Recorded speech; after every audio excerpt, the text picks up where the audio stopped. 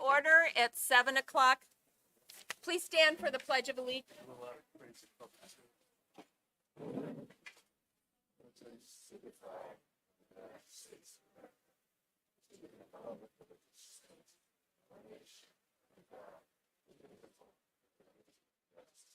Go Navy, beat Army.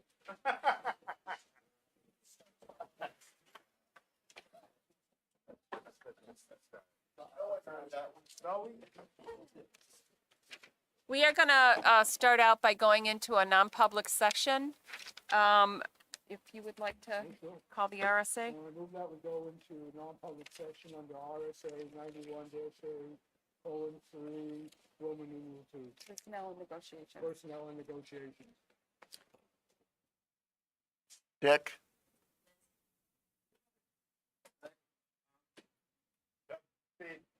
Mike. Jim.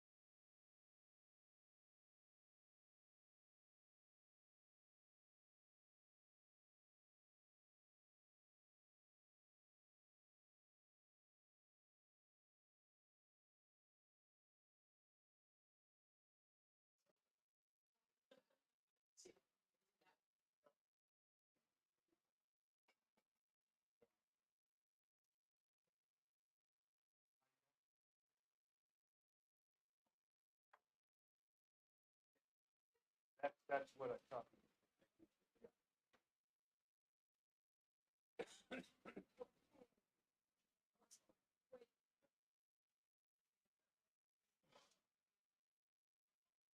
All right, I'll entertain a motion to, for the,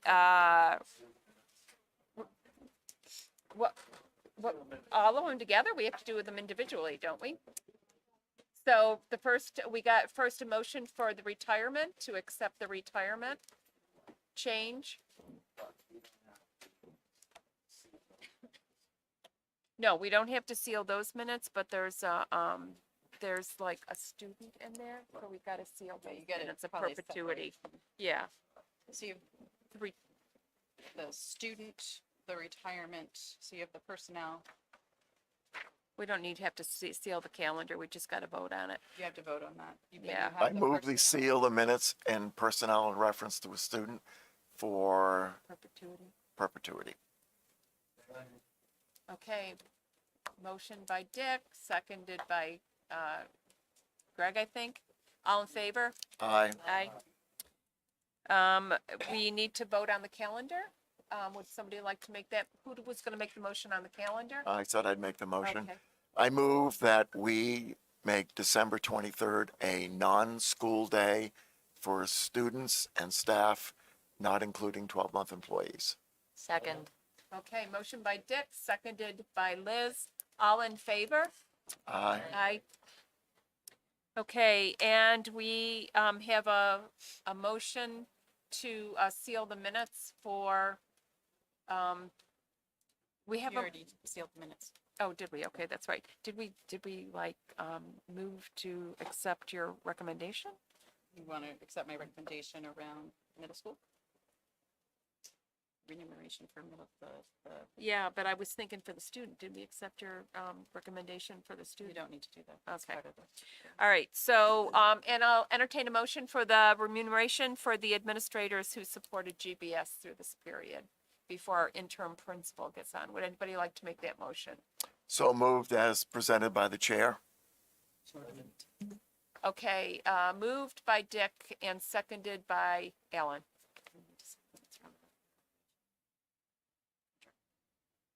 Okay.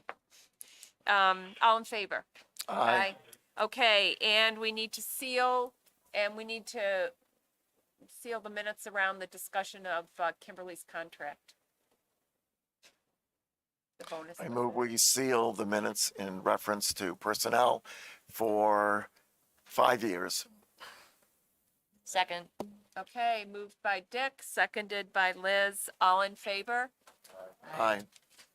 Okay, I think that's it. Dick? Nope. Because it'll be and public then next the week. negotiation regarding, the, around negotiations with, outside agencies. Oh, we need to seal the minutes, for the negotiations around the outside agency. I move we seal the minutes for the outside agency for 10 years.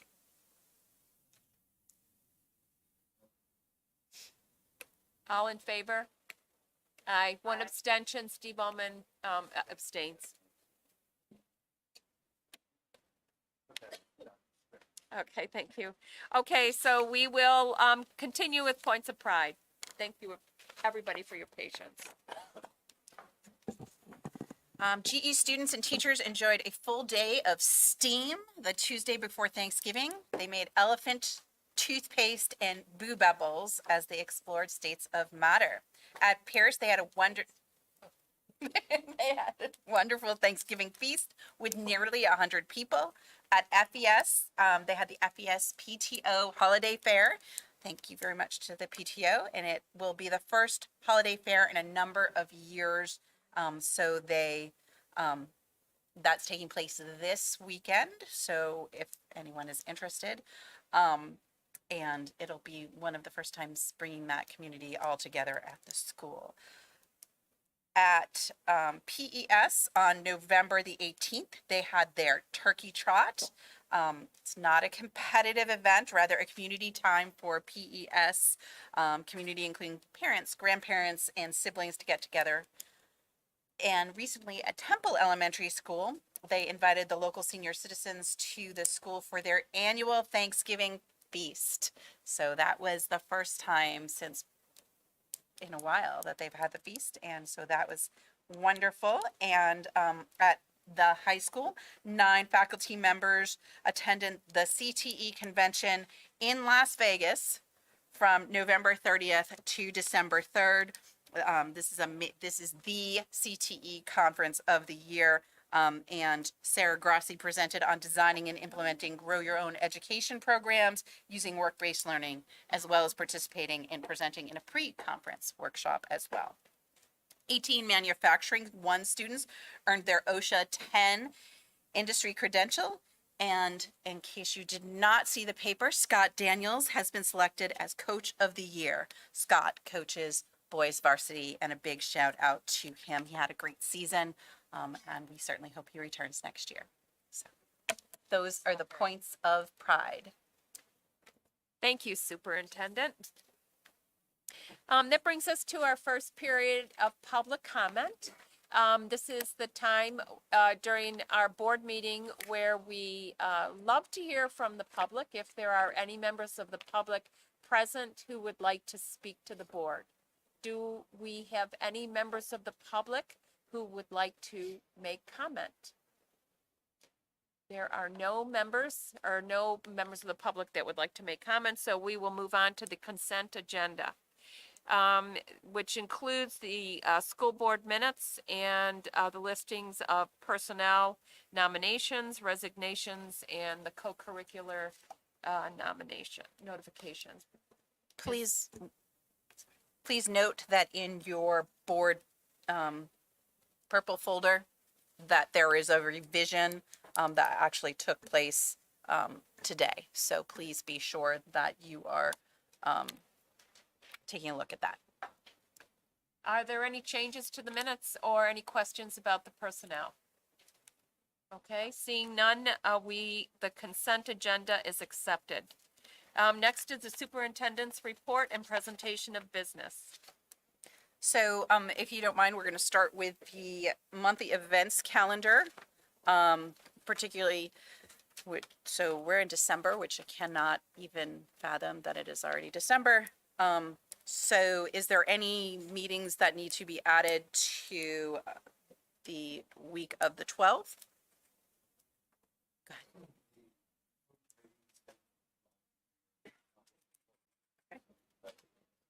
Okay, so the meeting on the 12th is canceled.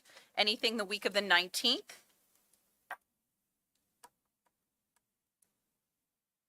Okay, if we could turn to January, I just want to make sure that we're all on the same page because we do need to have the public hearing for the budget. The public hearing, when we originally talked about it, we were going to schedule it on the 10th. Starting at 6.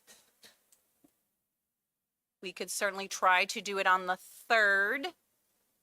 I would suggest that the 3rd is not a great date for a public hearing. Right. Well, you have a policy that tells you when you have to meet as a school board. The latest, so my suggestion to you would be to do it prior to the Budget and Property Committee meeting on the 10th, with a snow date of the 17th, which is, by the way, the latest date that we can do. So any changes, anything like that, really have to be completed by the 17th. Okay. If that's a snow date. They really need to be done by the 10th. They really need to be done tonight. Just kidding. But is that the public hearing you wanted on the 10th? Okay, public hearing. Jim, Budget and Property will follow directly after? Okay.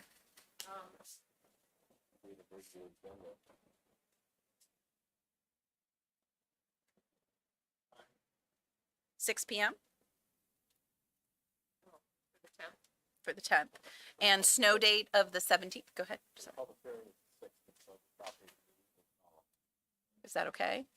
Okay. Does 6 o'clock work for everybody? Yep. Okay. Is snow date for the public hearing, beginning at 7 with the school board meeting directly following, work for everybody? As a snow date? There's not going to be any snow on the 10th though. Okay. And then I just want to go over even though it's not here, district meeting right now is the window is Saturday the 4th to Saturday, February 11th.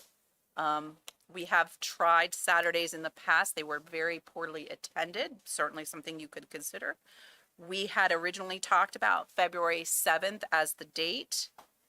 And I want to check to say we're still in that direction. Yep. Okay. With February 9th as the snow date. Does that work for everybody? I will have to check the snow date with the high school basketball schedule. There is a chance we're okay. Brenda says we're okay. The other piece in your packet is enrollment, and I will be happy to answer any questions regarding enrollment now. And another, the staff is gonna be on the 22nd of December. They decided not to. They're not going to meet on the 20th. I'm sorry. They're not going to meet on the 22nd. No, I'm pretty sure they said they're not.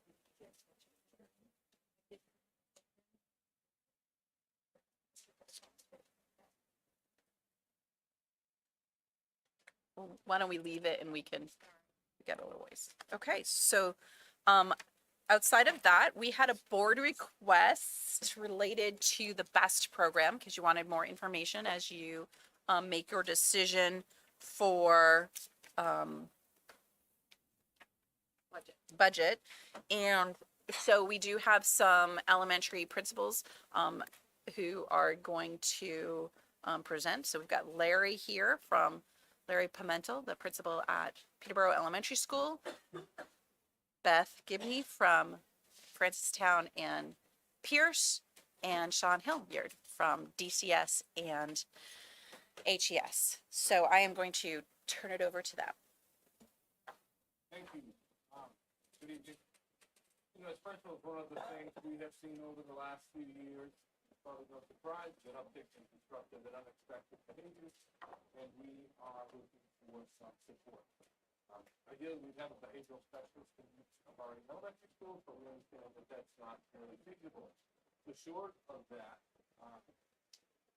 we feel that the behavioral elementary support team model, that's model, is one that most of us have access and feel that is an effective model to support behavioral education. In elementary schools, that's when we look at behavior as an elementary education, part of our educational plan. Right? Sometimes we need to teach students how to behave in school.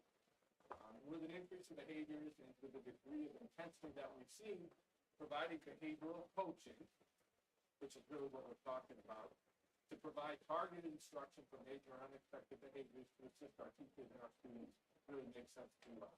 We do it for math, we do it for reading. Behavior is really part of our education.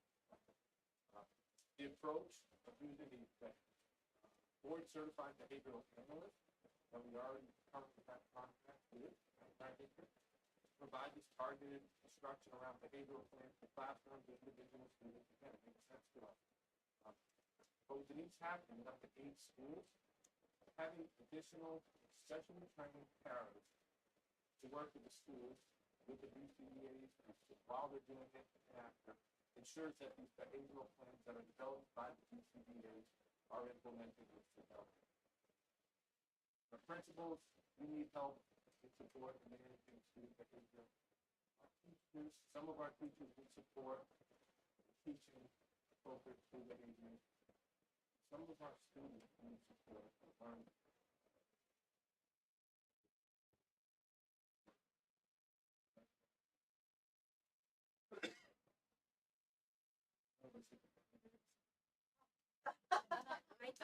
I thought it was green, but it's not. Yes. But thank you, Larry. I can speak to my experience with Constellations and the Best Para program.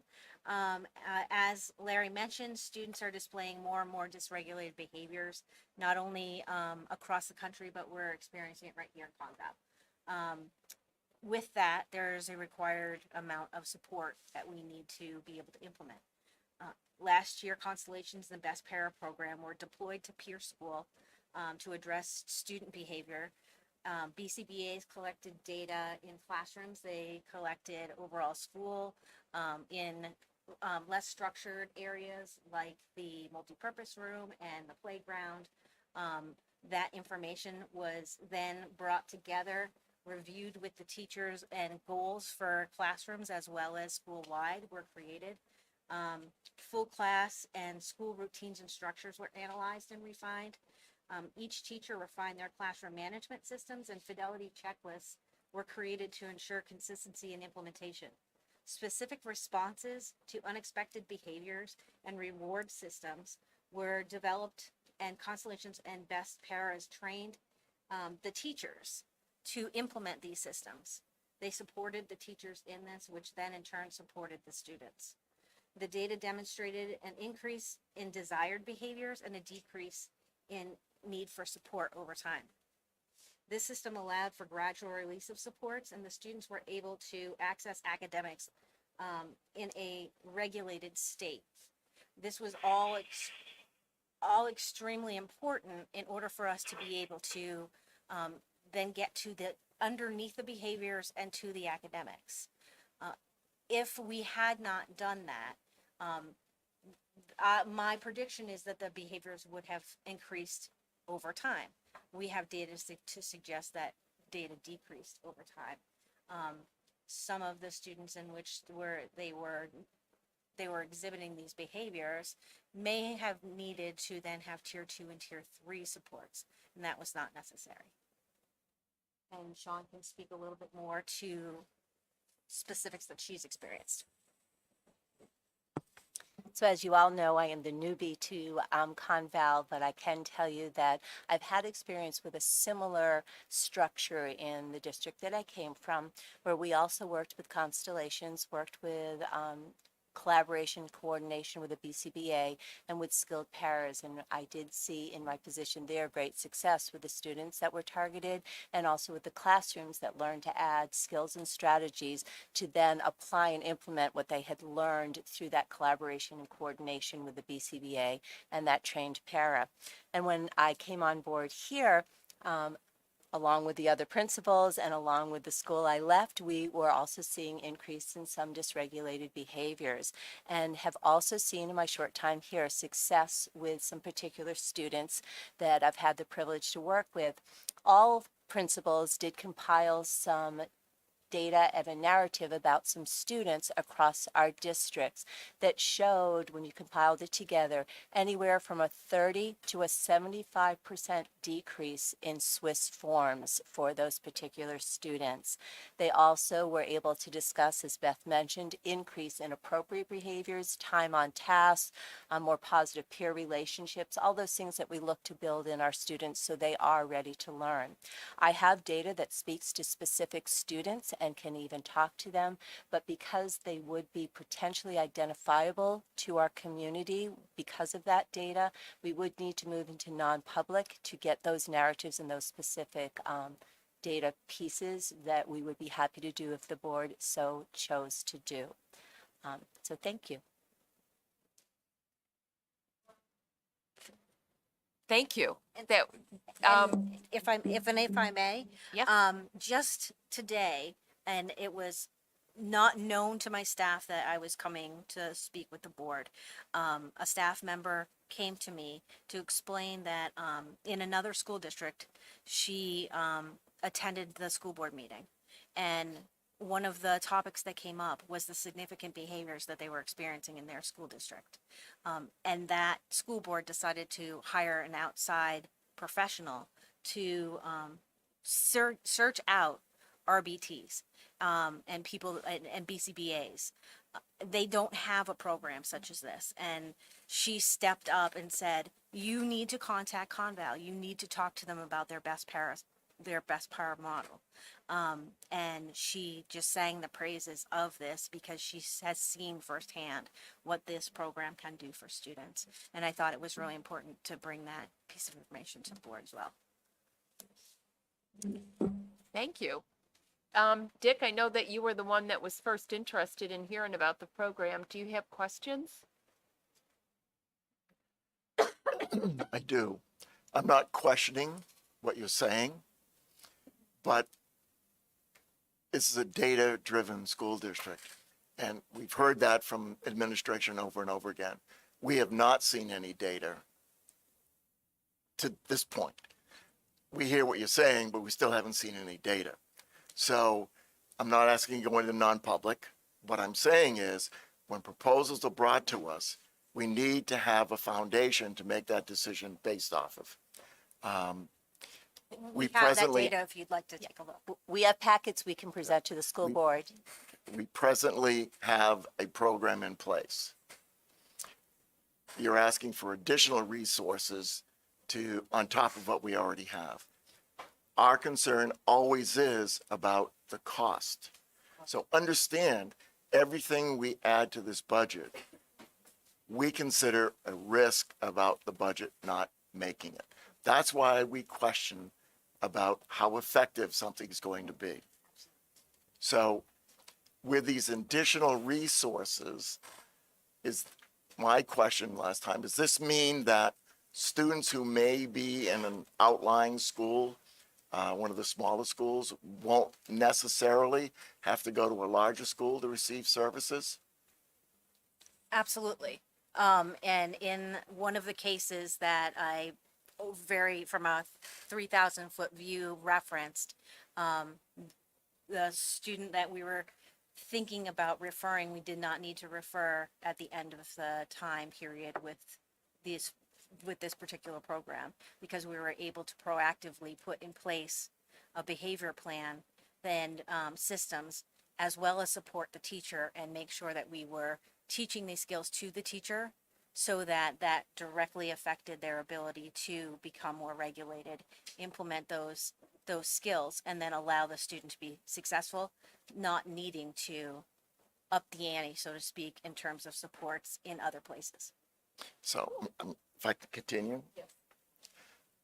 So if I understand you correctly, people come in, they assist the classroom teacher, provide some guidance, everything settles down, they leave. How often did those resources have to come back to support those classrooms after they left? Because what I hear you saying is they come in, they turn it around. One would assume that you're not going to have to take those resources and bring them back again, because that didn't change the behavior within the environment that they were originally there to change. I can speak to that directly as well. We are finished. Everything was in place. Things improve. Then this following year, we have needed to access for our incoming kindergartners, because they haven't developed the habits of mind necessary to become students yet.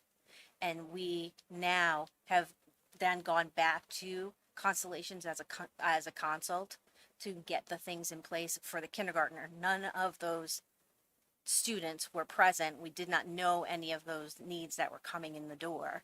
So now we're just making sure we have fix-up strategies to be able to deploy to those particular students. Everything else is in place, and we're not Maybe I experiencing didn't pose those the question correctly. Sure. Larry's the behavior in your classroom. Team comes in, helps the teacher, turns Larry's behavior around, things calm down, you all leave. Does the team come back because Larry's behavior didn't change and had to come back and re-provide services to that? That has not been the case in my experience. So the point of the best model is to provide the support and resources to the classroom to potentially change the structure of the environment so that it's conducive to all students. If there's one student that draws the need for a resource into the classroom, every student benefits from the support that is provided to them. So what happens in the beginning is BCBA and the para are both working in the classroom supporting the teacher. Once the plan is developed, the BCBA implements the plan, trains the teacher and the para. The plan is implemented while BCBA and the para are still in class.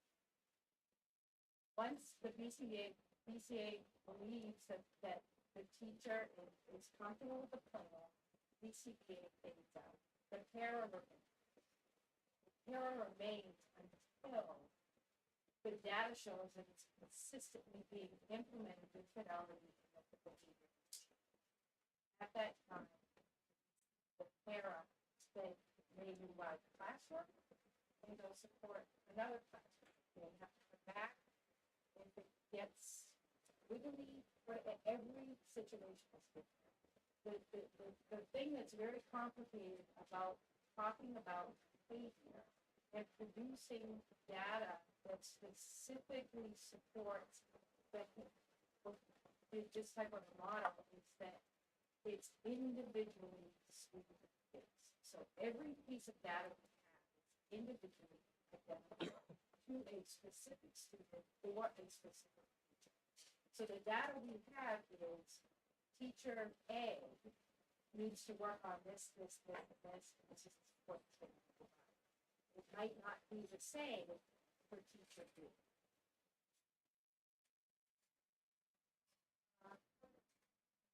Curiosity is started this program, it's demonstrated benefits. We want to expand it. Presumably because unserved students. How much? How many unserved students? I know how much we're expanding, but how many unserved students are there out there? My worry is that this grows because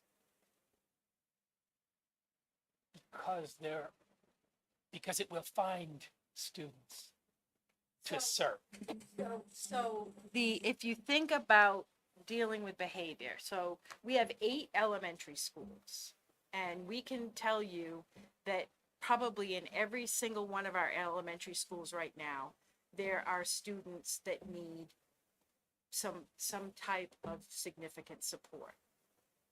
If you want us to be able to tell you exactly what schools and exactly how many kids, we can do that. But we have BCBA for special ed with 2 special ed best paras that work just with special ed kids. And we have 1 regular ed BCBA that works with regular ed students. So that position covers however many kids there are in 8 elementary schools. So the intensity of the work can't be provided in each one of our schools. So what we've had to do, because the regular ed piece, the 1 para that works with all kids, has only been in place for, I think this is the 3rd year. What we've had to do is regroup because we were not, the effectiveness was limited because the people were spread too thin. We could potentially spend a half of a school year in 1 classroom addressing whatever it is that needs to be addressed. So predicting that is difficult. So basically what we're talking about is our elementary school configuration and the extensive needs. If we're going to continue to be able to provide the support to these schools that they need, that's the reason why we believe that we need to expand it. So we're being asked to add 4. Well, one is, yeah, yes. So, Hi. so I cannot keep already.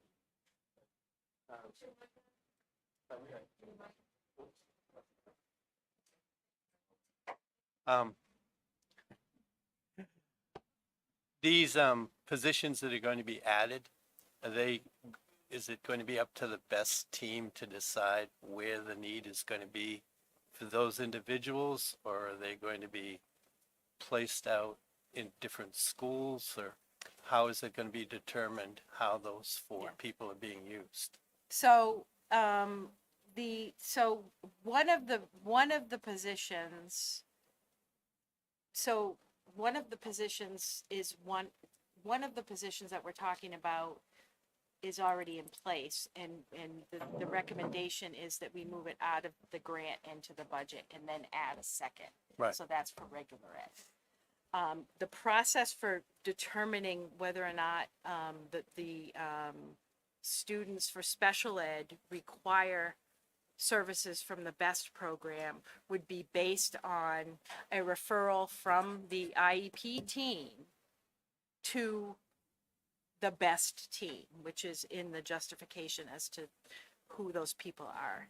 And it's based on data requests. It's based on functional behavioral assessments being completed. It's based on behavior plans being completed and implemented with fidelity. There's all kinds of criteria. So Right. then that's how it would be decided.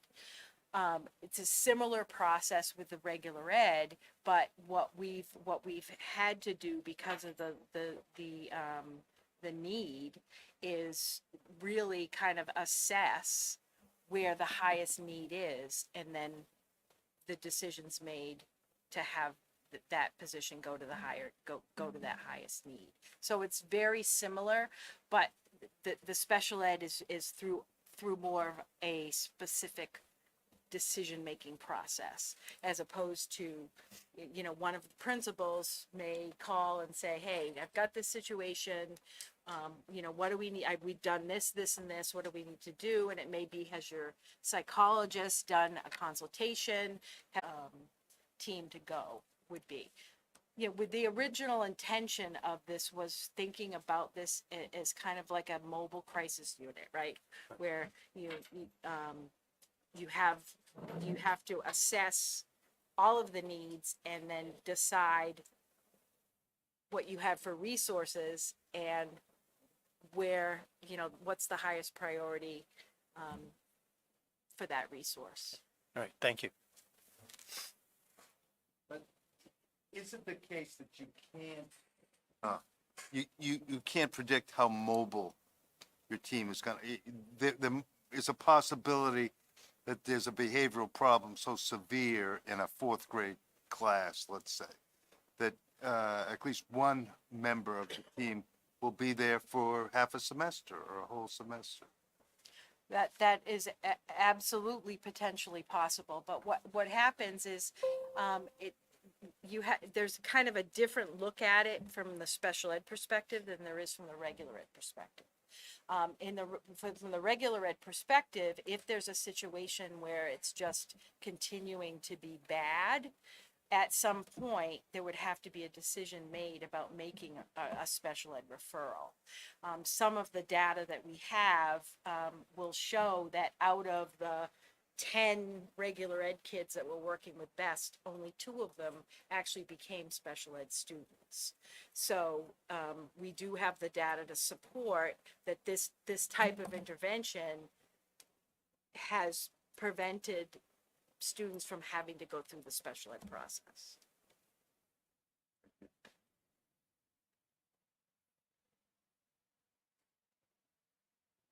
So, I was just thinking about a number of things that we've added, early education programs partially to start that process of identifying and socialization for kids at an earlier age to improve their ability to get to perform well in our elementary schools. The training that this group is providing, if I was a teacher and I got that training, there would be some carryover benefit for me as a teacher going forward. And the ratios at some of our teacher to student ratios are very low, almost at special ed levels, at least when I used to teach. So there's a lot of benefits already happening. And that doesn't mean all the problems have been solved or eliminated, but I think that there is a lot being done to address these issues already. So I think that's a concern I have, is that we have many issues, and we have to use our resources very frugally. So just wanted to make that observation.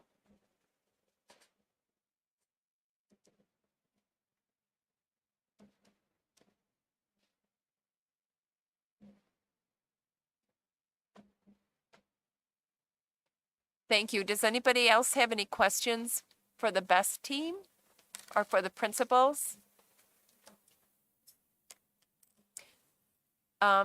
Kimberly?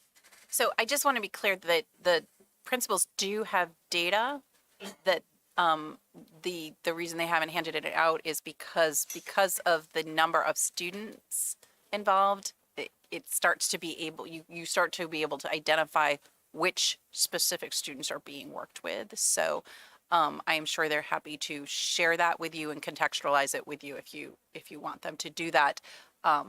So I think everything's redacted, right, Carrie? So I'm sure that they will share that data with you and answer any follow-ups.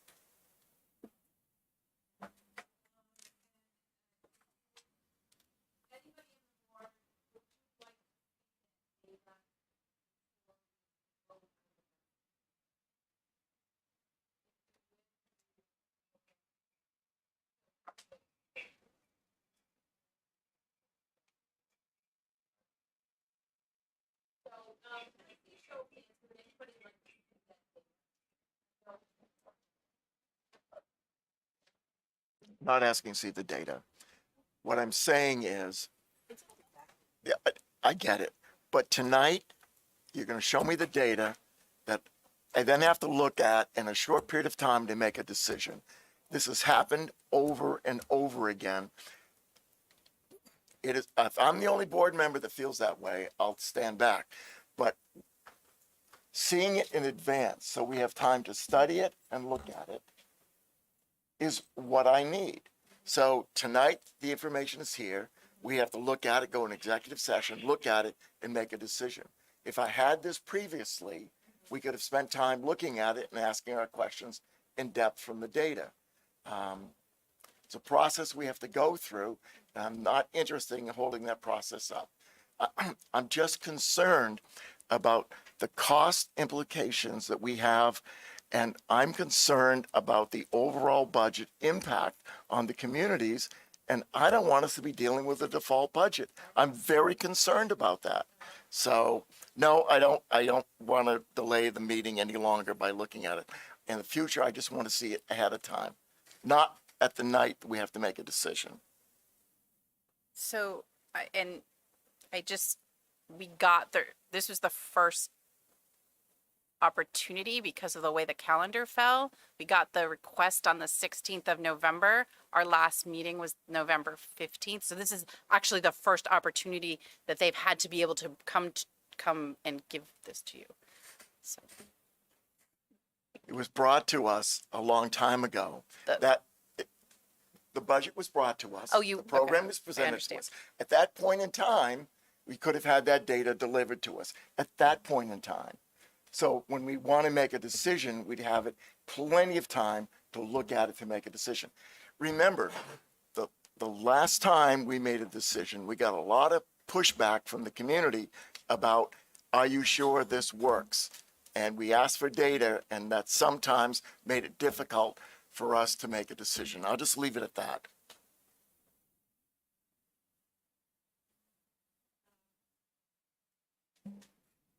So, to echo some of Dick's frustration, I guess my other question then would be, I don't need to see specifics, but it would seem to me that if the numbers are so small that we're worried about identifying people, can I get a number of how many students are participating or have had benefit? I mean, can I at least get a number?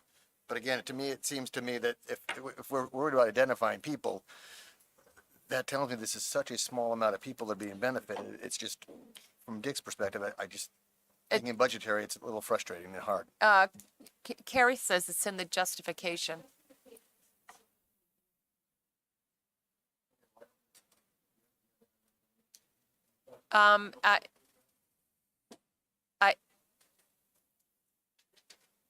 Looks like Liz does as well. Kimberly, did you want to say something?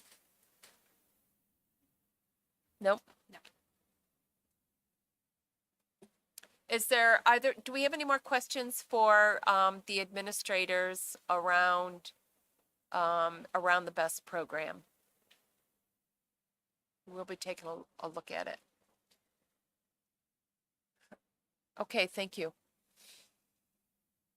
So we did the monthly events. On to the enrollment update. It's included. Do you have anything that you want to tell us about enrollment, or it's just there for us?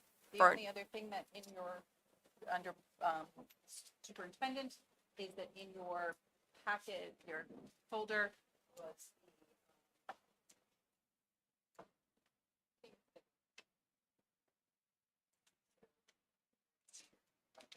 the latest payment schedule.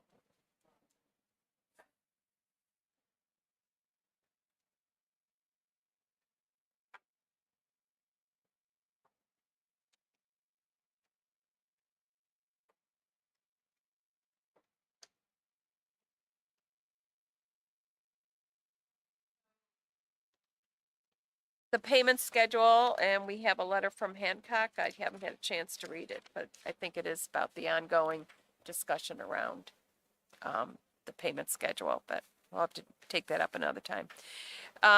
So on to reports. Catherine? Okay, things going on at Conval. Winter sports are heating up. The first wrestling match is tomorrow at 6 in the cave. And they have an invitational Saturday, which is the first in a while, which is very exciting. Everyone's very pumped for that. First basketball game is Tuesday, and there is a scrimmage tonight for girls basketball. Spirit team participated in Greenfield's Fire and Ice Parade Saturday. It was very wet and cold, but we saw it was a lot of fun. Saw a lot of kids. Some important dates coming up. The Snowball is Saturday, December 17th. Tickets are being sold now for all students. It is not just specific grades. It is for everyone at Conval. $20 or $25 if you're buying it the night of.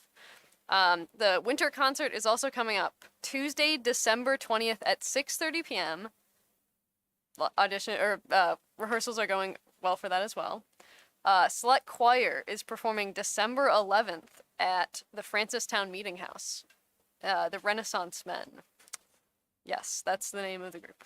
And then also, I think Select Choir as well. But anyways, winter play auditions are tonight for the winter play A Midsummer Night's Dream. We had a Cougar Cares rally today, and lots of school spirit. We went over the values of the school: community, adaptability, respect, engagement, and safety. Very good. And then today, NHS, the National Honor Society, had a retreat today where they learned about leadership and had a guest speaker.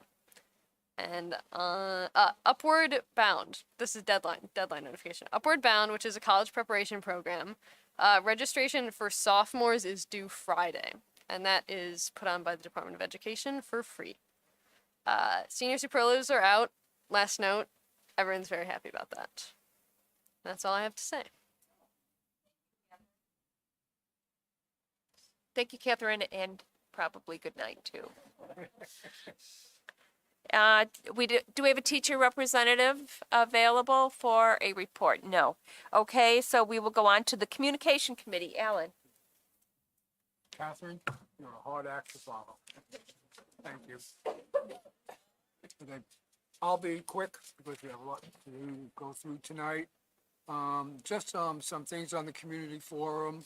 There's about 200 online views that we had with the forum, and that's pretty good at this point. The only discussions we really had on the forum were use of the microphone. We need better control of that. Sequencing of questions. We're going to go with 2 moderators versus having 1 moderator. And the meet and greet, the consensus was that was excellent, and we're going to keep that going. And the good thing is with the forum, we've had 4 of them, so it's time really to settle them down into a nice way of consistent way of doing them, so that people aren't surprised all the time. So we're quite happy with that. On the next community forum, what we thought about is that there is a topic that probably people are interested in, and it's called the budget. So we are gonna have we are planning on having the next community forum after the deliberative session. And in turn, the only topic that will be on that forum will be the budget. We're thinking about having 4 presentations. Traditionally, we have Jim Frederickson do his, and we want to keep that going. Catherine had her presentation on the budget, and we want to keep that one going too. Administration will do a piece, and another one that we would like to see is have somebody else from the school board, not mentioning names, who does very good graphic work to do a presentation also, more of a, I hate to say folksy, but I'm not sure how else to explain it, but a more of a meat and potatoes type presentation. So we're thinking about, again, having 4 of them. Now, the only other change we're thinking about on the forum is that it'll go from 6 o'clock to 8 o'clock versus 6:30 to 8:30. Yep, that's what we said. I read my notes when I put it on. Okay. It's, yep, 6 to 8 versus 6 to 8:30, or 6:30 to 8:30, and we'll have the meet and greet right after that. Unless anybody has any other questions, that's the direction we'll be going on. Again, we do not have the date yet for the forum, but we will have that within a couple of days once I get in my head when the deliberative session's going to be and balance that between the deliberative session and also when the vote takes place. The community votes take place, and we'll get to that. So unless there's any disagreements on the forum, let's do it that way. 2 more things that I did put in the note that I think was in the folders, or the electronic folder, on upcoming articles, timelines, and authors. I won't go through them all in detail here, but if folks think that they may want to contribute to doing some articles, that would be wonderful. We do have 5 of them identified, and 2 people identified that can do it, so there's 3 that are not identified yet. So if somebody would like to contribute for articles, we'd be happy for that. And the only other thing was the monthly article on school board activities. And the consensus was that it's a good idea to monthly produce some sort of an article that can go probably in Conval News to let people know, it's sort of like a mini forum, except it's only one way. Let people know what is going on in the school board. Because there aren't that many people, needless to say, that do attend these meetings. And I think that would be good, especially for historical purposes. Last thing on the communications committee is that we are losing one member of the committee, which is Kira. And we would like to have another member come and join the committee. And if somebody is shaking his head that he would like to. He's over there nodding his head. Nodding his head, yet, you are absolutely welcome. Okay, so that's the end of that one. Thank you very much. And that's all I have, unless there's any questions. The only question I would have is, maybe you would want to change the forum to before the deliberative session, because the deliberative session is when people ask their questions and propose any changes. We had a good discussion on this, and I think everybody said that it's actually, I agree. I There's no understand what you're saying. changes after the deliberative session, I don't think, is there? I don't think there is. Oh, we're not asking for change. This is more of an informational thing. You know, they go through the deliberative session, and this is the last chance they have to really vocalize what they're trying to, vocalize and understand what's happening prior to the vote. So the deliberative session is not really attended or not intended for that type of a purpose. So we would like to keep this one there. People can go back and forth exactly the way this is done. And then hopefully it'll be positive enough with the 4 presentations that we have that they will bring that to the vote that they will be doing for the budget. Okay.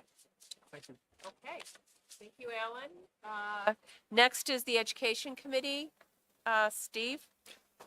On November 21st, the Education Committee met with 9 representatives of the district-wide visual art team, 3 members of the K through 4 arts faculty, 3 teachers from the grades 5 through 8 staff, and 3 instructors from the high school arts program. Unlike any of our other meetings, we, the members of the committee, were asked to participate in 3 hands-on exercises before the business of the meeting really began.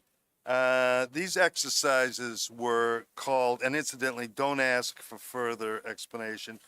Number 1, Bear How To It with Zach. We learned how to make cartoons. And I thought that, in my case, I thought that would be impossible, but Zach did it. Then we had a task party with Victoria. And finally, we had a portrait pass with Carol Ann. And during the portrait pass, we had kind of a 4 or 5 person effort at creating a single portrait. So this was pretty exciting. The Education Committee also enjoyed a tour of the middle school art gallery. Committee members were impressed with how informed visual arts instructors are about current pedagogical research and how they've applied research findings to their own teaching.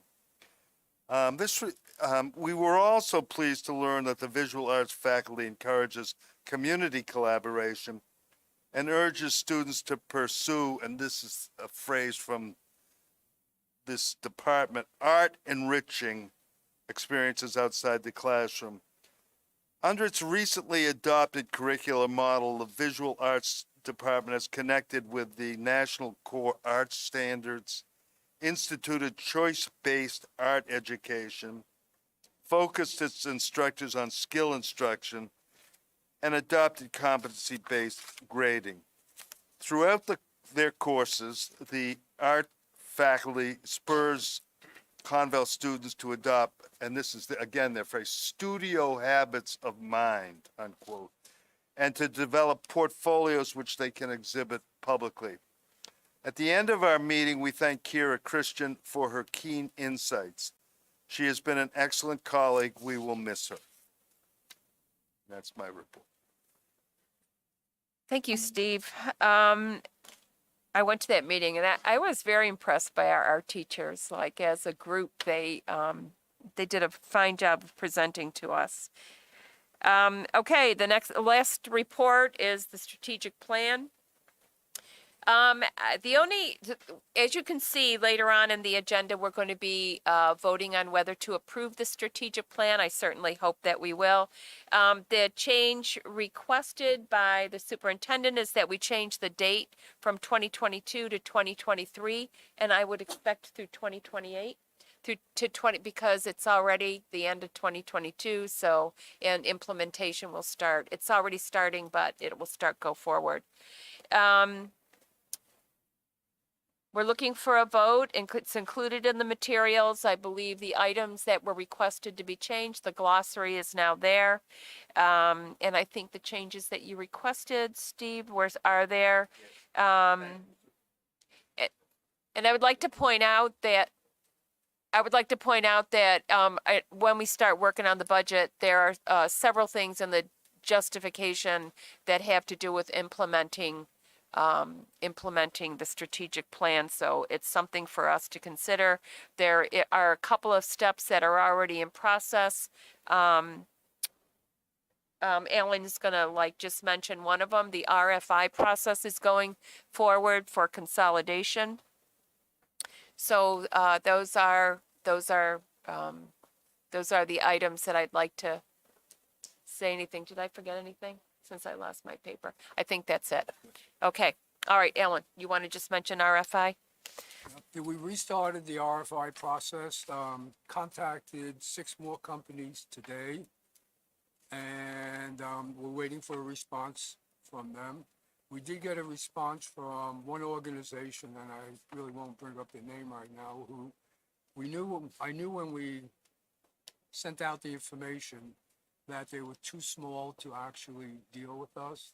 But the reason I sent it out is that I know they have a lot of contacts, and this organization sent back to me that they would like to in turn get a hold of the consulting companies that they know to in turn give them a copy of the RFI and in turn get back to us. So saves us a little bit of work, but it looks like there's probably another 4 or 5 companies out there that we may not have even known about that these companies will help us with. There's probably another 10 companies that will be contacted, and that will complete this piece of the RFI process. And then we give them X amount of days to get back to us, and then we will review all the responses that we get. So that's the update for the RFI process. Thank you, Alan. You are. Okay, so that's it for reports, old business, anything on legislative update?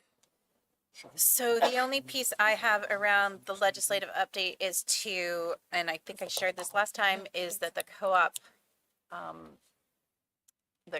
bills have gone to interim study. I'll be keeping my eye on that. I would anticipate that after the holiday, the legislative session will heat up quickly because there was kind of a wait while there were several recounts and things like that happening. At the next meeting, I should be able to share the LSRs that you really need to start paying closer attention to. So, and hopefully some legislation. And then I would ask Catherine, if she can hear me, if she has anything else she wants to add to that. Oh, yeah, Kimberly, you're right. They did extend the deadline because of the Thanksgiving holiday, so now it's December 11th, so we continue to see many come in. I believe there's close to 250 that deal with schools, which is concerning. They're all over the board on the topics that they cover. So I think, yes, following it closely will continue to be important. And they will be streaming the committee meetings, the sessions, so that will be helpful for those who, don't want to travel up to Concord to hear some of the information. We can live stream. However, testimony will only be uploaded to the website for candidate in person. They won't be taking any online, there's no Zoom or no interactive testimony allowed on any bill. So that continues to be the case. December 7th is the legislature's organizational meeting, where they will vote on the Speaker of the House and the Senate President. In addition to which, I'm sure if you've been following it, you know that we have a razor-thin margin in the House between the two parties, which will probably mean that if legislation does not have bipartisan support, it's going to boil down to who shows up best today to vote at the legislature. So it's going to be a more wild chess game than ever before up there in Congress. I'll continue to let you know as I hear things, if there's something concerning, as we always talk about. And I did want to point out that the Department of Education has requested double the amount of money to the tune of $60 million for the Education Freedom Account this year. So I just thought that was a point of interest.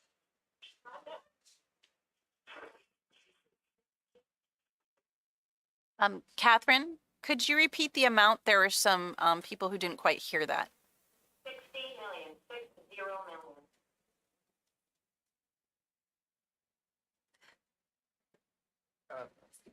Catherine, isn't it 14 million this year? Wasn't that? I mean, the original estimate was 300 and it was up to 14. They're requesting 60 now? Well, yeah, between some of the initiatives and programs they're running, they're anticipating doubling what they spent this year. So, Okay, thank you. Thanks, Catherine. Can I ask Catherine a question? Catherine, what was the original amount the Commissioner of Education assumed would be necessary to fund these education freedom accounts? Dr. Ullman, off the top of my head, I actually can't recall the number. What I can recall, and Kimberly might be able to reiterate this, is it quadrupled or exponentially exploded as soon as they released it. They were way over their estimates right out of the gate. They had far exceeded what they budgeted. budgeted for right out of the gate. So I'm just, participation in New Hampshire's Education Freedom Account had predicted that it would spend $130,000 in the first year. Okay. I read that. Okay. Okay, now we're on to the really exciting part of the agenda, the budget. So, Jim and Lori will take over. As you can see, the spreadsheet is, up on the board. So the first, Jim, do you want to? Yeah, let me just make a comment that we do a better job of budgeting than the state legislature obviously does. That's for the record. Wow. So, we have an updated spreadsheet, that we sent out to everybody, and along with that, you got an updated revenue forecast sheet. There were several changes made in the revenue forecast sheet that impacted district assessment. One had to do with the way that we're handling the Medicaid expenses, so that changed the gross budget number, did not change the operational budget number you saw. And all we're talking about tonight will be operational budget changes. And there was also, Lori updated, if you want to, she can give you the details, she updated the numbers in the adequacy grant and the state education tax. So the amount of revenue increased by, I think, 1.3 million, so the district assessment is now at 4.13% as opposed to 7.86%. So the numbers we're going to talk about tonight, our plan is to go through each of the items on your spreadsheet. There's a total of $727,000 in reductions to the budget that we're going to talk about. And then if you add up all the potential increases and we use ESSER funding, there'll be adding 616,000. So if we say yes to everything, we're going to be taking money out of the budget. The district assessment will come out.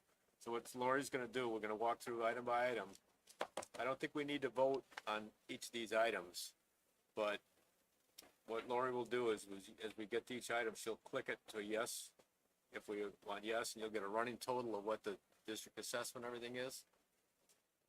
If we want to have discussion on any specific item, I think that's the point where we want to do that. Jim, what about the list of, reductions? The They're things. all on there. Okay, so it says include. So did we move We haven't done anything yet. okay, So we're gonna go through item by item. okay, So if you let me just follow through. okay. Okay, so the first one was to move, I think it was 2 or 3 pieces of equipment from the budget to the trust. And I think the last time we all agreed that's something we want to do. So.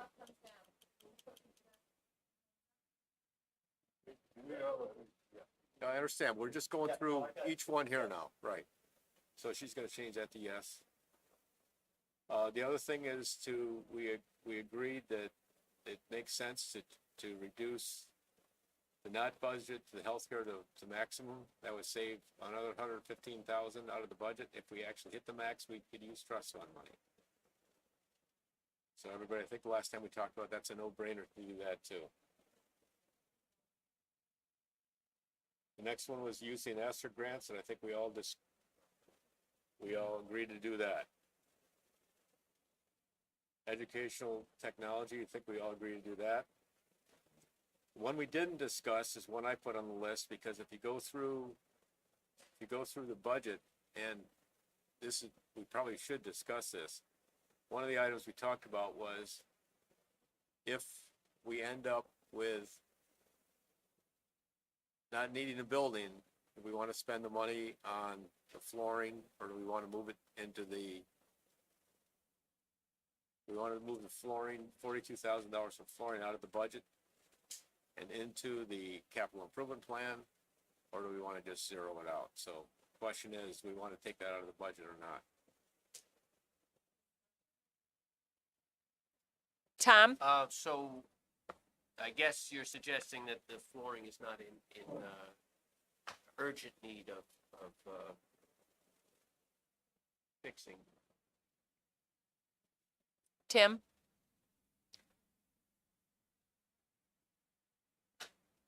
Flooring is 20 years old.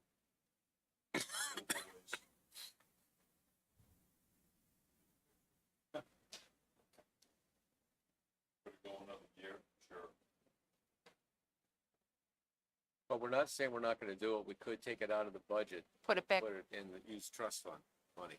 yeah, put it back in the capital improvement Right. plan. And the reason I put this on there is what was discussed at that meeting, but as a possibility that we might do this, and we didn't really have a discussion last time, so. Steve? The projected enrollment for next year, Francistown is 42, and the projected enrollment of Temple is 33. I think that suggests that future actions might have to be taken. So, what's the, Dick? I think we should just move it over into, capital improvement and eventually take it out of the trust if that's what we need to do it. I do think it's money well spent if we do, because the longer we wait, the more damage gets done, but let's take it out of the budget and put it in, a trust. Is there agreement to that? Take it out of the budget, put it in the, back in the capital improvement plan, and if it needs to be done, if it needs to be done, we'll take it out of the trust. Right, we'll have a public hearing, we'll have a public hearing if we decide to spend. If we decide to spend it, right. So we're not eliminating this as a job that needs to be done, we're just moving it out of the budget. Right. Liz? And just to clarify, this is not an urgent need? Like, it's not a safety issue of replacing? Okay.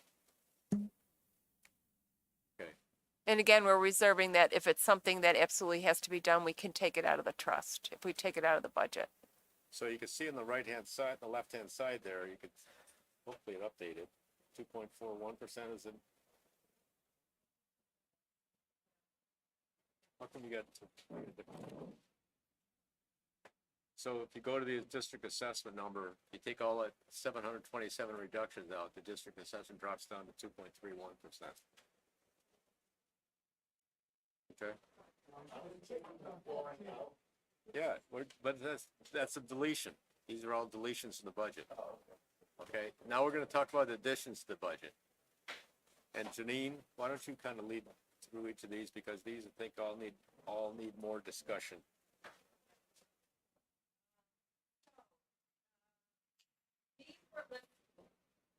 These were listed in order of preference by the administration when we did our budget workshop, so, there's a couple of things in here, though. The first one, the AES, HES Special Education Program Paraprofessional, was only a $12,000 addition to the budget, and I think we, I can't remember, I thought we had given a thumbs up on that particular item because it was such low-hanging fruit. Is that, pardon? It's directly related to students. So, did I remember a thumbs up on that particular? I'll just say it seems to eliminate a special education teacher, and in return, you get two special ed paraprofessionals. Right. No. So, I mean, It's not, it wasn't like a trade like that, but I'd have to look back at the thing. They have 3 special educators right now. So we knew that based on case numbers, case management, we could decrease that, but we wanted to make sure there was still support for the students. if you do look at recommended I just don't want addition it- slash right. change, anyway, but Yeah, I think he was right. The way he Yeah, described no, it. I get it. I just, Okay. it's not exactly. So I should point out, and if you notice in the column on the right, at the last board meeting, not at the budget session, but the last board meeting, Lori and Kimberly presented us with a breakdown of how much we funded by ESSER in the fiscal year 25. So this spreadsheet includes all the data we had before on one sheet, okay? So this one would have no impact. We'd use no ESSER funding. Right. So what's the board's feeling on including that $12,000? It seems like that's a pretty easy. Can I see a thumbs up? Okay, thanks. Oh, that's a yes. Okay, the next is the BEST program that we heard the presentation. That's a much bigger, it's obviously a much bigger price tag, the $210,000, it's 610. But, we can have that for the next budget because half of it can be, taken out of the ESSER 3 funds. But of course, the problem, ESSER? Okay. But the problem is in the following year, the 24-25 budget, 24-25 budget, we would have we may have the entire cost, depending on what's happening with our school configuration. If we have fewer schools, we may not need the whole program. Jim? You know, one of the questions I had, I maybe should have answered it before when it was being presented, is that an all or none proposition, or can we do half of? I understand that, I'm not asking a question about half split between ESSER and budget, but can we do For the following year? 2 people instead of 4 people For the following year. this year? Right, as I understand it, we're adding, I don't think Carrie's here anymore. Is Carrie? No, Carrie's gone. So it's not, we're adding 4 people, correct? so, well, one of those people is already in place, they're presently in the grants. Okay. So what you're saying is could we add 2 instead of 3?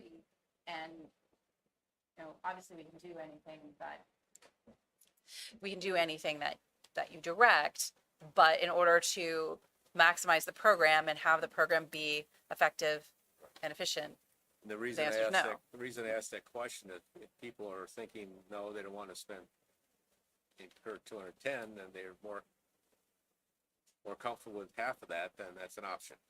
Well, you know, again, we are only spending half that amount this year. It's next year that we would have to bear the full cost, but I mean, we may not, next year may be a whole different.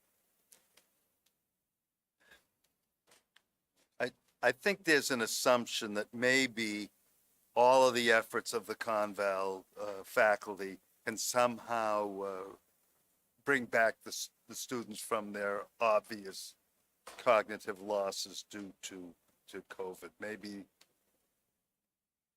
the young people's academic progress will be such with the treatments that they're getting this year and next year that they will have caught up.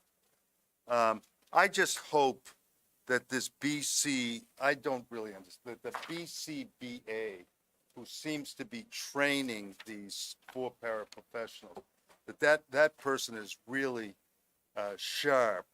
And I also hope that that these paraprofessionals get some really deep instruction in how to help our students. And this is an essential part of our strategic plan. This is another one of those areas that is part of our strategic plan. So it's an investment in that direction. And I think when you take those 4 people and you spread them over 8 elementary schools, you know, that doesn't give you a lot of bang in each one of them. So I think, you know, cut it way back. How it works. Yeah. Because I've seen that type of program in other schools. It's certainly, I mean, the behavior problems have been a huge problem. I mean, that's all over the news and it's a reality for our teachers and our administrators. And if this is one way of addressing the problems, and it seems like it's a very successful program. Go ahead. I just want to make sure that everyone understands when she says all over the news, she does not mean Conval. She's just saying in general across the country, there has been a significant uptick in Mental health problems. and behavioral Mental concerns. health.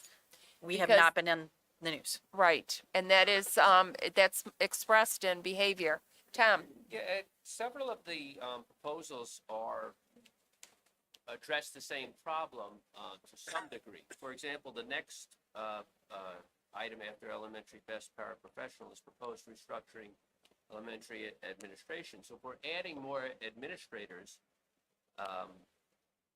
that will in turn address some issues that may be existing at the elementary schools, which are not being addressed now because the administration staff is spread too thin. So I think that's something to consider when we're voting on each of these separately. Some of them overlap in terms of the problems that they're going to address. About that? No, I just want to make sure people knew we weren't in the news. Oh, jeez. No, Conval is not in the news. Only for nice things. Okay, so, Can I just remind people, we're going through and we say yes to something or no on something. It does not mean we can't go back and revisit it, because we're voting on the budget later, not at this meeting. When we get done with this numbers, Kimberly and Lori will go off and we'll update all the details of the budget to reflect what we decide here tonight. We'll vote on that when we see the final number. So you will get another shot at this. Just remember that. okay. Dick?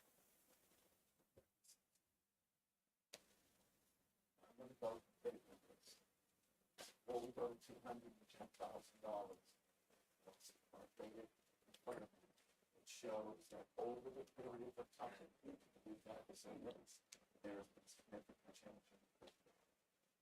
Before, Next year. so, I don't remember that program being brought forward to us. I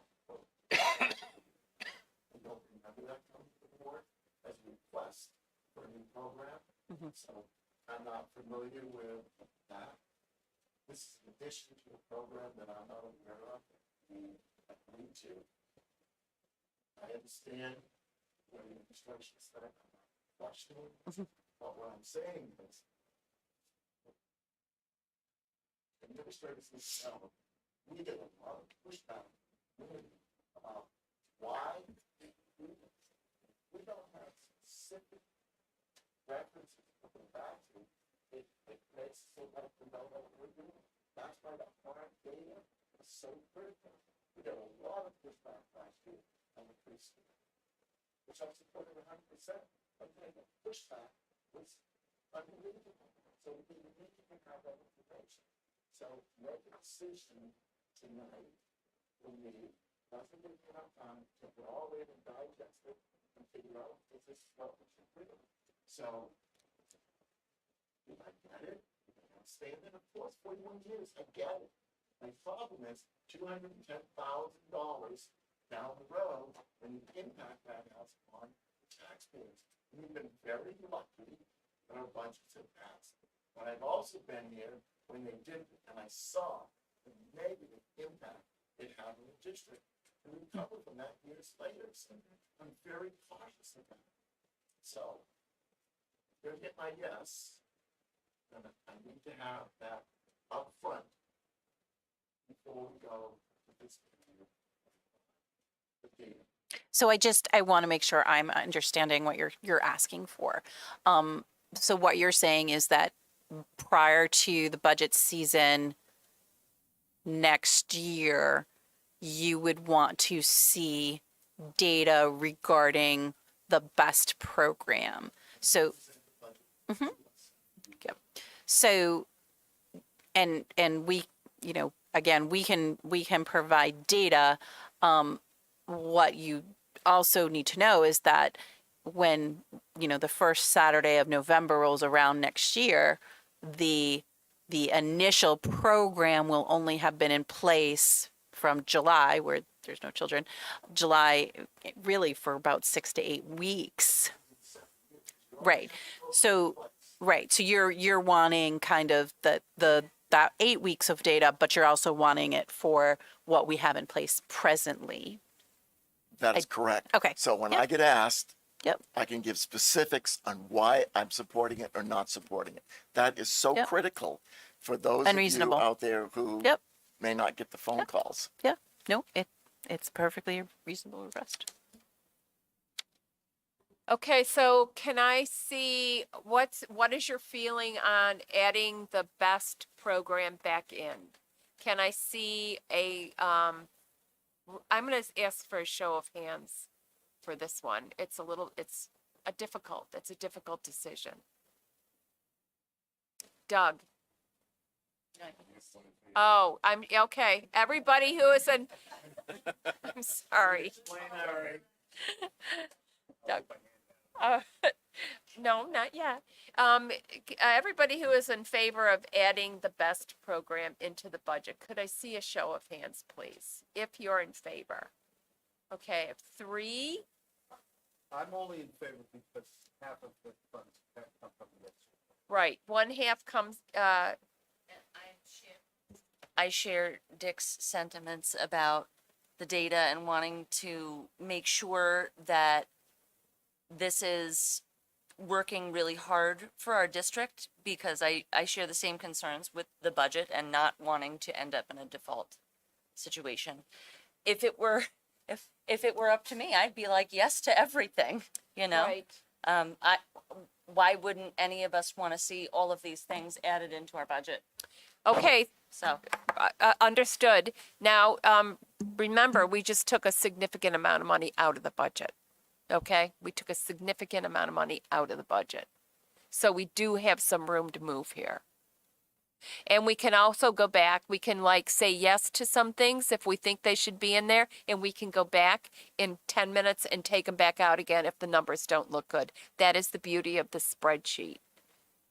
So I see 3 people who are in favor of putting best in. Okay, there's 4 people. Anybody else? No. Okay, well, there's 1, 2, 3, 4, 5, 6, 7, 8, 9. So I guess it doesn't go in at this point. Okay, so next we have the restructure plan for the elementary administrative team. And this goes to our curriculum and instruction a strategic plan point. Does anybody have any questions about this particular program?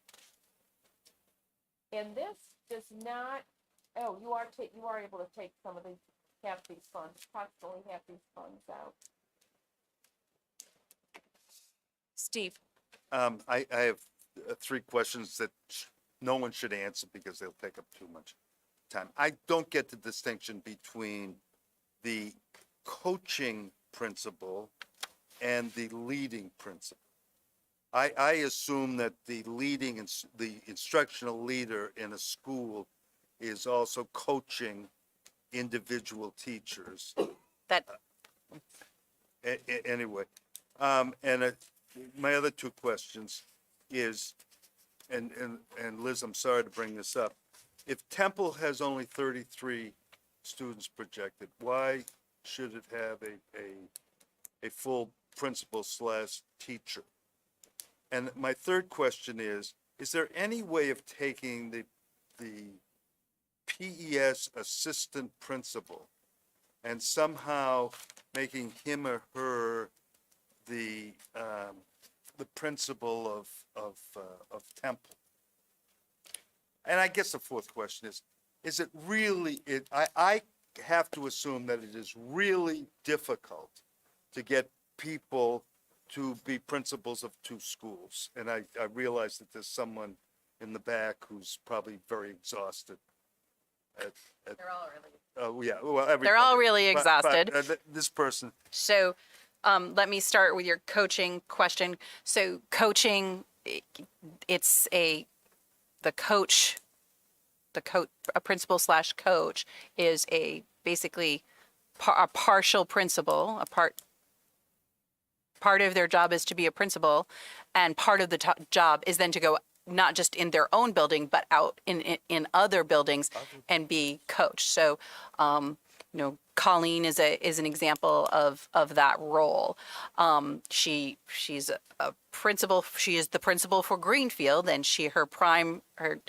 her only principal role is in Greenfield. But then she is also a math coach for the district, so she may go to another building and coach specifically around math, and that's been Colleen has been very successful at that model. So the answer to your question though is yes, of course, in any building that you're a principal, you are also working and doing curriculum leadership, you're doing instructional leadership, you're doing coaching, particularly with new teachers. So I can understand that confusion.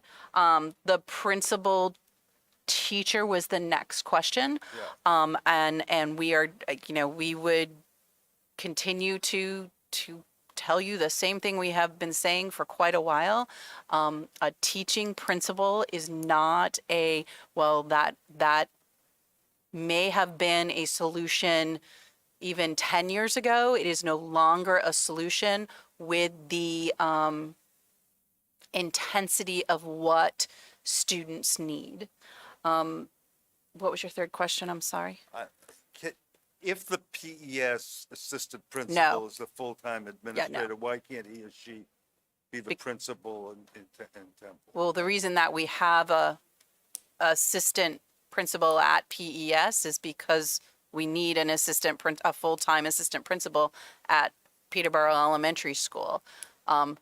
First of all, the driving distance between the two buildings is like 12 or 13 No, miles More like 8 miles. From Between- the center of Peterborough to the center. of Temple. Liz? But right, so but it's not a short ride, particularly in the winter. And if we didn't need the assistant principal at Peterborough Elementary School, then we wouldn't have the assistant principal at Peterborough Elementary School. It's a necessary role. That person is there for a reason. And then you asked a fourth No, question. The fourth question was, can you get anybody The who's not self-destructive, a highly competent person who's not to take on the role of principal at two schools? So, and I think that both our dual principals are both here this evening. Yeah. And Well, I'm very I don't careful in how I'm. think that either of them is self-destructive, but what I would tell you really, really clearly, and I don't want to speak with that for them. They can certainly speak for themselves if they so choose. What is the best description of that role is they are there to put out the fires and keep the lid on. They are not able to successfully intervene in behavior. They're just there to do the bare minimum to get the students through the day, the bare minimum to support the teachers. They are not in a role that they can move curriculum forward, move instruction forward, move the strategic plan forward, move the math goal forward. They are there simply to manage the building. And that is a different role than being a principal. So do you think I did that justice? Okay, I'm getting some nods, and Larry just wants to talk to you after about the assistant principal at PES. Yeah. So, any more discussion, any more questions around this new model for the elementary administration team? And again, I would remind you that this is part of one of the strategies that will help us implement the second goal in our strategic plan. Just to make sure I'm clear, this one here will also eliminate the one principal in two schools, like Lynn, and Kennecott. Correct? That is correct. There would not be double principals. And I would also remind you, especially for this particular model, that half of it is going to get paid by ESSER funds, and in the following year, we may or may not need that same model, the following budget, or at least the budget after that. So this possibly could be a good way to approach this particular part of the strategic plan. Can I see a show of hands on who would be willing to put this back in the budget? Show of hands. Yes. Okay, 1, 2, 3, 4, 5. Okay, I got 5. All right. I'm really sorry, but you gotta give them one or the other. You can't hang the elementary schools basically out to dry. You either gotta give them the support for behavior, or you gotta give them the people to manage the behaviors. Yep. You cannot do neither of these things. We just took Like, $727,000 out of the budget. I mean, Yeah. I get it, but What was the vote? Okay, 1, 2, 3, 4, 5, 6, 7. Okay, that goes back in. Okay, so AES reading specialist, $93,000, half and half. Okay, so, I have 1, 2, 3, Oh. 4. Okay, that's a yes. Put that back in. For the reading at AES. Okay, We the, need- did middle anybody want- school ESP. Janine, did anybody want to discuss that one, or is it? I don't think so. They all put their hands up. As the middle school ESP teacher, could you explain that again? Or do you want me to? so the middle school ESP teacher is an additional teacher in our present ESP program at SMS. This is basically due to an increase in students, and the program does allow us to keep students in districts, so. Okay, so, okay, can I see a show of hands? No, a question. Yeah, okay, W- question. If we're adding a second ESP instructor, would that person be headquartered at, in Antrim? No, Or it's, the description says the program is AES. headquartered here in Peterborough, but Right. so the program is it is a specific program. Students from either middle school may attend the program at SMS, but it is housed at SMS. It's not duplicated. We don't have two programs. We have one program. It is at SMS so that we can basically do it efficiently. Because we may or may not have X amount of enough students at GBS and SMS, but between the two buildings, we have enough students. Can I see a show of hands on the ESP? Okay, that's a yes. Now, before we go any further, I think we ought to bring up the equity and data special because it is, crucial to the strategic plan, moving forward on the strategic plan. didn't we agree to this?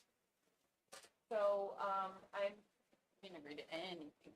No, for some reason, I thought we agreed to this last time. So, We're going through. No, them all. we- I don't- Just we making didn't. sure. Everybody no, has an- I think everybody Everybody has an opportunity. to say. right. right, So do you want me to speak yeah, to this go first? ahead. So I think that I was pretty, I shared the concerns, particularly around, the need for this work, the significant amount of work that it will be. And on that Saturday, I feel like I was really clear. I went back and looked in the minutes, both the Saturday and the next meeting. I feel like I basically told you we cannot accomplish priority 3 without this person. Like this is a huge amount of work over the next 5 years. This is not to be taken lightly. And we need somebody who can lead this work. And I just want to point out that I am a boots on the ground kind of person. You all know that. We get told every year that we run the SAU on a shoestring. Most recently, our auditors told us that. We really need this person to make the strategic plan happen. That's the funds, issue funds, and then we go over to fiscal, year, FY25, it's 78,000. Yeah, I think Because it's that's a actually- mistake in the shouldn't it be double spreadsheet, it's that? 156. That FY25 should Right, I corrected mine. I noted Oh. that's Yeah. this So- afternoon, Dick. So the total is 156. Exactly, Okay. Not in this In year's, not this budget, the next budget. right. Can I ask Can I ask, I thought that person was gonna be doing the analysis of our district and what, cause that's the first thing it says in the strategic plan under equity, we're gonna do a, study of what our issues are. So what would be their role going forward So- into that? Well, if we could, and this would not be a conversation for tonight, but it would be wonderful if we could onboard that person earlier than July 1, to get them working in conjunction to get that equity audit done. Right now, I am working, or I'm really waiting for you to approve the strategic plan before I start this, but I'm working to start to put together that RFP. I'm trying to pull together a committee of people to design that RFP, but it would be great if this person was onboarded in time to actually work directly with that consultant who's going to do the equity audit.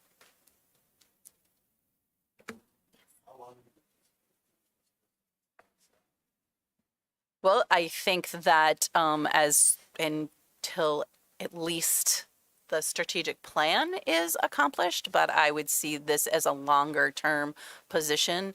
I do not think that our equity, while I would hope that we would resolve some of our more glaring equity issues, particularly around socioeconomics, I am not sure that ever kind of letting go of equity is a really good idea. I also, don't have a crystal ball. If all of a sudden we only had 1,000 children, that would be probably a different conversation as far as what's happening. If we only had, 3 buildings, that would be a different conversation. So, but this is definitely proposed as a long-term addition. Okay, so, is that some color changes? So, does anybody have any questions about the data and equity specialist? Doug?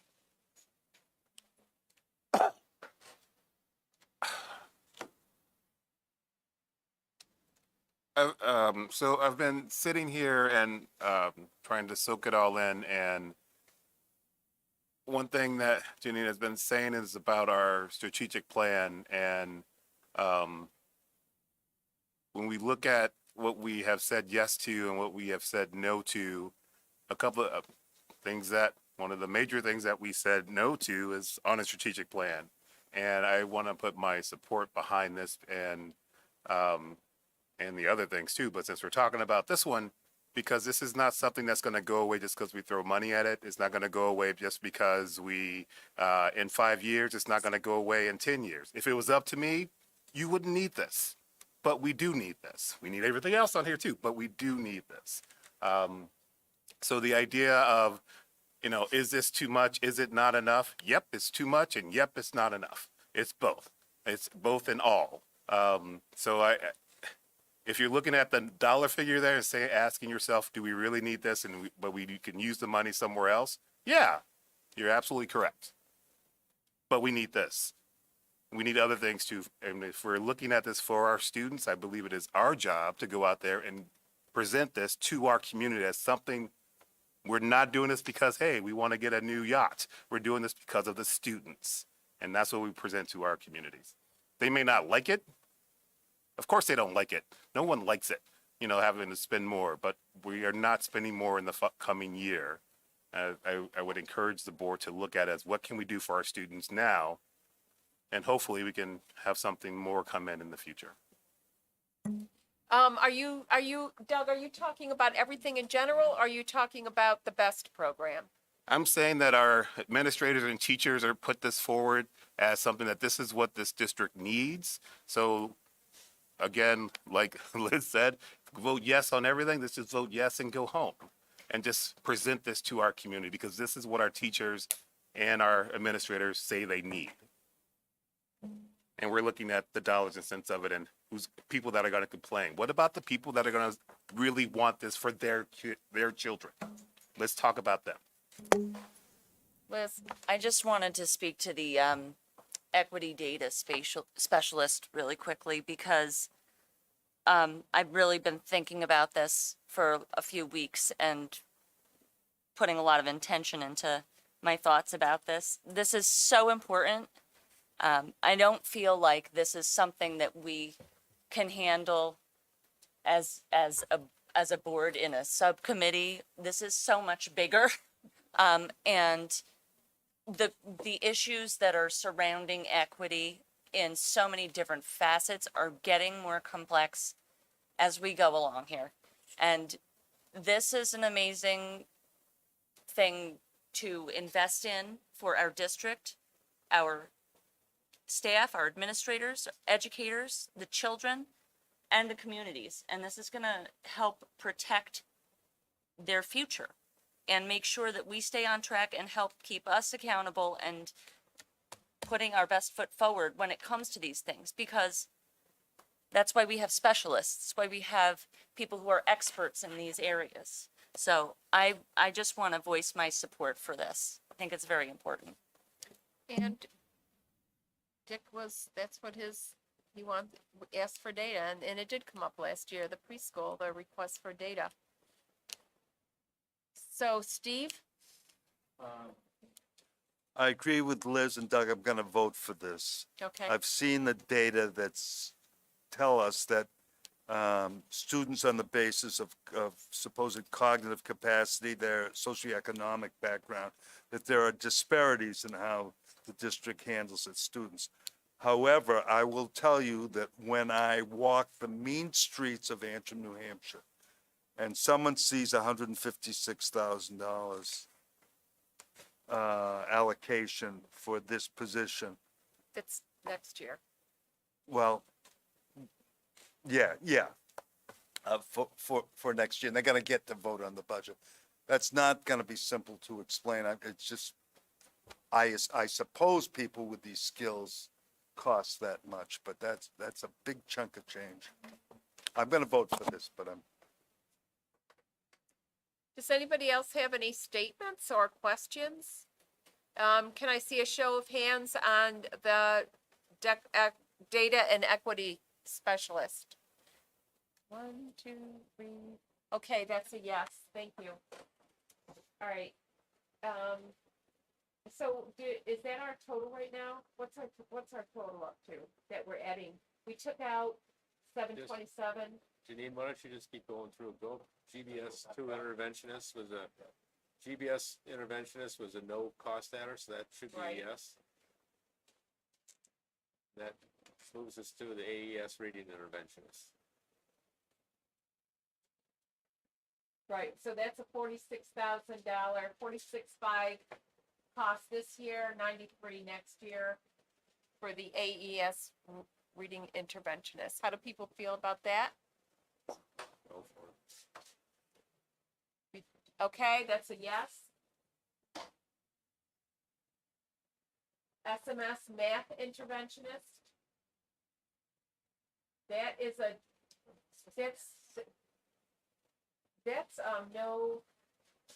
That's like a no cost.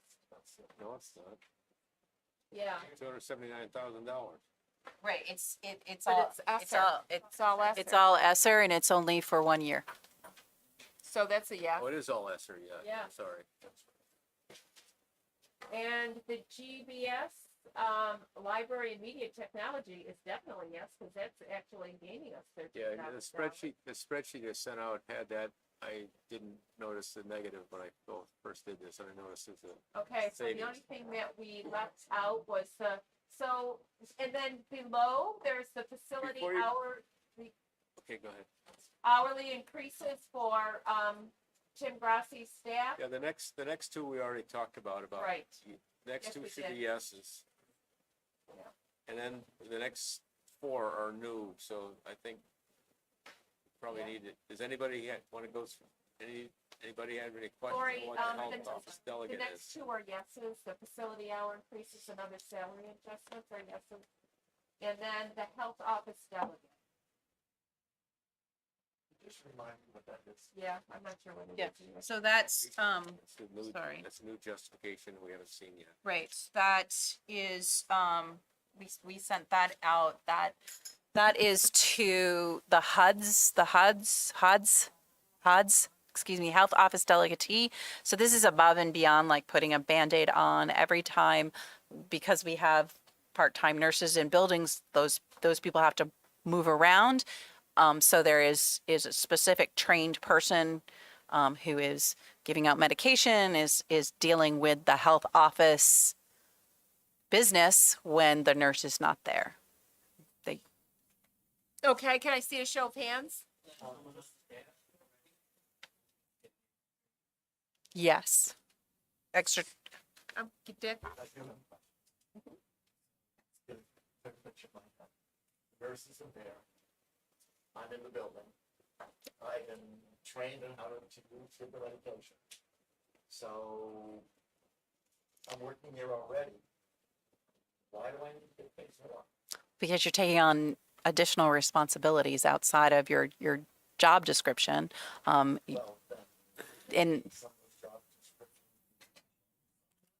well, again, sorry, go ahead. I'm interrupting you. We're building 31 kids. And we have people there who are working full time, who are assistants. Couldn't this be part of what they do? I mean, this doesn't happen every day.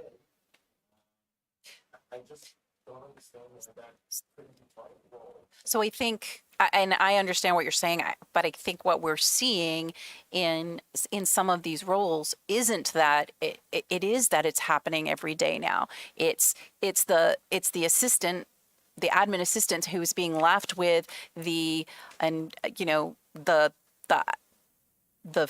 phone watching the child who is a diabetic and has been trained now to, help them test their blood sugar, help them administer their insulin, and administer glucagon if necessary.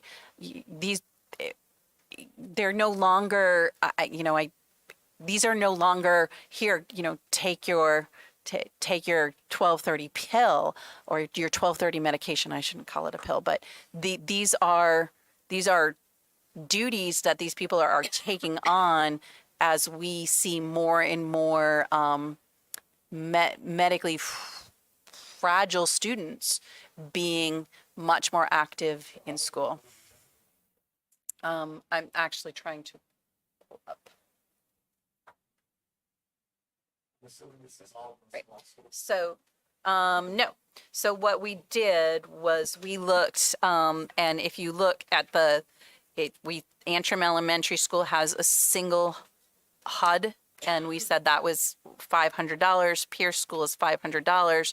Francis Elementary School, it went by how many HUDs there are, and if there's actually, and how often the nurses. Yes, go ahead. Thank you.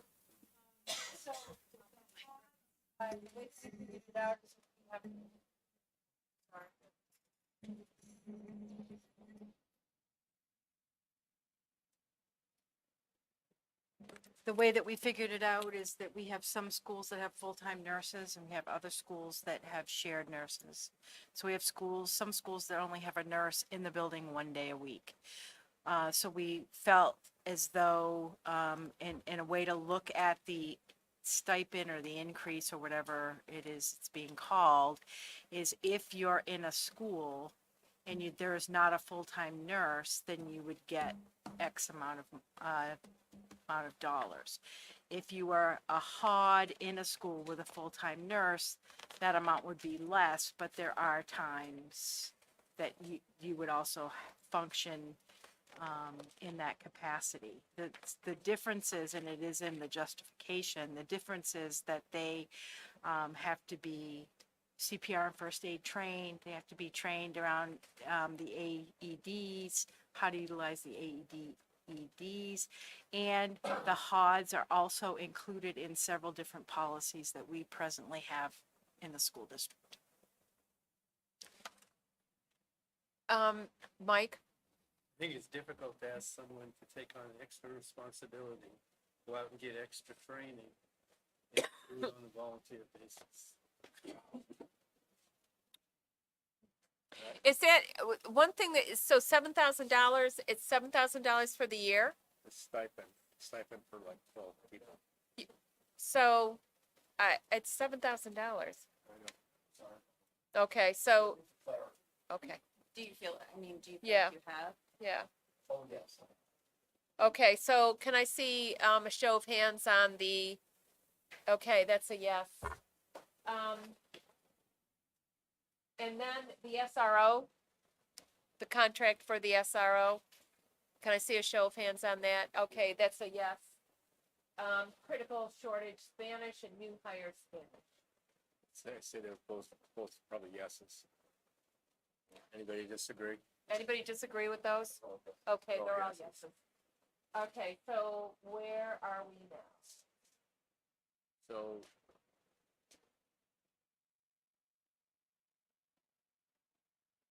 We've taken out 727 and added 616. So now we're at a district assessment of 3.59%. Right. I'd like to suggest that, like I brought this up before, I'm a little uncomfortable I vote on the best thing. Can we have an interim or a half a solution, instead of 4 people, we look at 2? Carrie?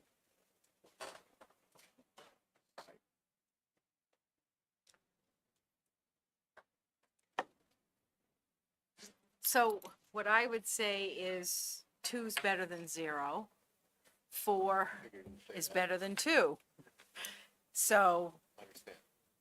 I mean, the thing that I think about as I'm kind of listening to the discussion is, I think it was said, but maybe I'll say it again, is that the administration prioritized what they felt was most important. And the way that you see it is the priority that we talked about in order of importance. And as you see, best was the second, I think, number 2, in importance to all of the administration. So I would say having that proposal be accepted would be ideal. It would give us half of what we need to support 8 schools, but we know that, well, that's an unrealistic expectation. But I would think that if we had 2, that would mean I would say, we'd have to then decide, do we increase, 1 more special ed and 1 more regular ed? Probably would like to have those, opposed to not having more. Deciding what to do with 2 is better than deciding what to do with 9. Yeah, I think so. What would be, I'm sorry, Steve, go ahead. Jim, what would be the effect on this? Did you say 3.58? Yeah, right now, our, without the best program, we are at a 3.59 district assessment. What would be the effect of adding 2 best employees?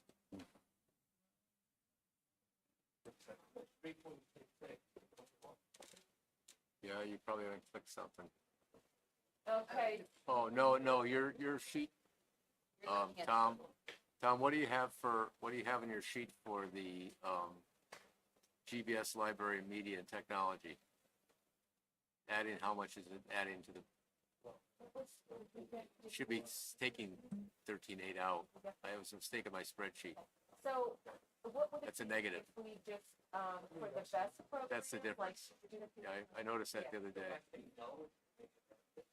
No, you need to change it from a, It would you need to change it from a, about 53,000? yeah, absolutely. Yeah. I noticed that when I, was reading the Yeah, change it to a yes. Oh, yeah, I got justifications again this afternoon. I said, oh shit, I screwed that one up. That was an admin error. So if we put the whole best program, it takes us to a 3.72. Oh, with half, okay. Did you do that? I didn't see it. Oh, you did. Oh, okay. Yeah. I can do that here for you. Full program, Okay, whole- the 3.86. 3.86. Okay, so, and what is, the increase, what's the increase to the operating budget? That's the 1.35? No, that's going over the, it's already there, Laurie, go about over the right, Total gross budget? Right there? no. What we've done is we've taken out 727 and we've added 616. Okay, So we've taken out $100,000.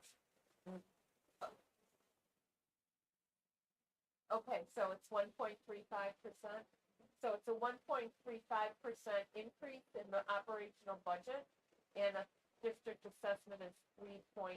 And given the inflationary environment we're in, 1.35% is a tight budget. Right.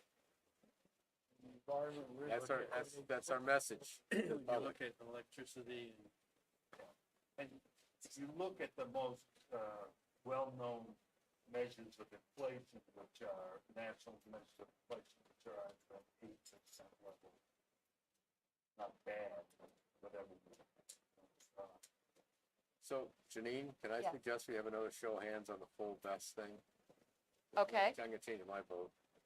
Okay, so did we just put the whole thing in there? Okay, can we see a show of hands on putting the whole best program back in there? Okay, goes back in. Okay. You're welcome, Carrie. What? You don't have to tell her. She's not, is she gone? She probably is in the other room crying.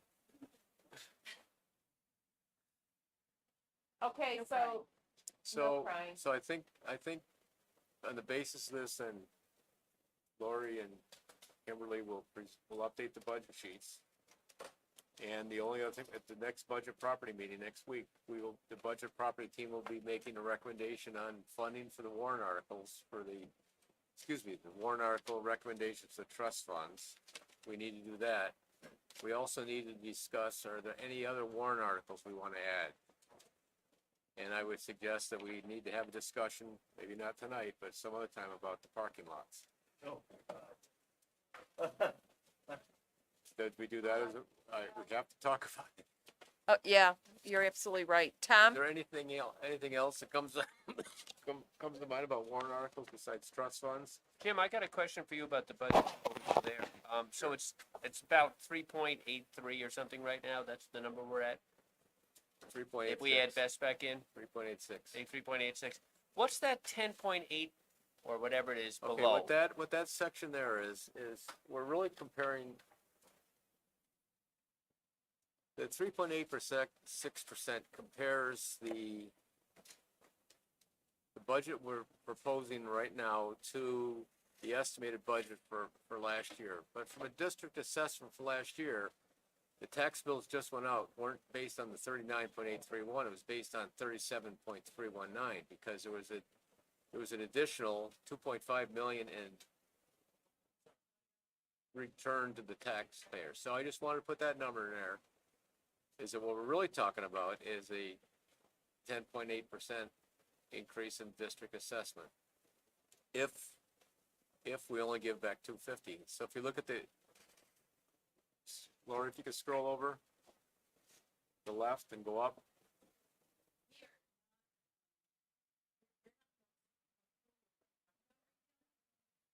So, okay.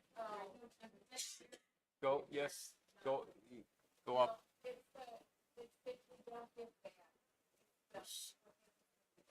Right, hold on, Lori. The 37,319 versus the 41,367 is a $4 million increase. And I don't know where the 6.0% came from. Somebody, hold on, Kimberly. That should be 6%. That number should be 10.85%. And what it is, to follow the logic, let me follow the logic. The district assessment, you agree on the 3.86% up there, correct? Okay, and that 3.86% is based on returning $250,000 next year. That's where budgeted. Right, and what you're comparing, 3.86% is the comparison to the district assessment of 39.831, but what the actual taxpayers paid, the district assessment was 37.319 because we returned $2.7 million this year. It's taken into account the change in the tax bills if we only give back $250 next year.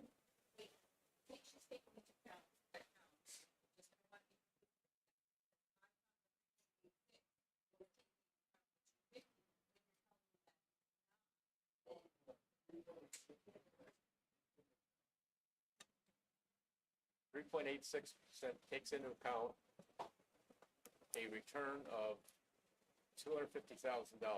Oh, it does. Yes, Okay. I just needed to know. yes. Okay. Yeah. I But all of a does sudden had a not panic take that, into account the fact that we returned $2.7 million. right, I got, okay, thank you. I So understand if all what the you mean now. revenue, if all the revenue, everything stayed the same as on those charts, they'd be seeing a 10% increase in tax bills next year. Not a 3.86% district, change of district assessment. But, I mean, I understand. we would have to, not. So Lori, if you go to the last tab, fund balance tab. Here's a number, this is some interesting information here. This is what Catherine asked for, and I happen to have 6-7 years worth of data, and what it shows you is for each of the fiscal years, what we budgeted to return to taxpayers unreserved fund balance, we've always budgeted $250. What we've actually returned ranges from 1.3 to 4 million to 250. So to sit there and assume that we're only going to return it, so go back to the other page, Lori. See that orange number in orange? Change that to 500, change it to 750.